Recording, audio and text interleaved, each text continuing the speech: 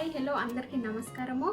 Welcome to Vijay cooking and beauty channel. నేను ఈరోజు మళ్ళీ మీ ముందుకు ఒక సింపుల్ రెసిపీతో వచ్చిన. ఇది ఎంత సింపుల్ అంటే మన ఇంట్లో ఏమైనా వెజిటేబుల్స్ లేనప్పుడు కూడా మీకు చెప్పిన కదా, ఇంతకుముందు కూడా నేను ఒక రెసిపీ చేసి చూపించిన. వెజిటేబుల్స్ లేనప్పుడు మనము ఇంట్లో సింపుల్గా ఎట్లా చేసుకోవాలనేది, ఫ్రైడ్ రైస్ అయినా టొమాటో రైస్ అయినా, ఇప్పుడు సేమ్ అదే ప్రాసెస్లో నేను ఇప్పుడు మీకు ఇంకొక రెసిపీ చూపించబోతున్నా.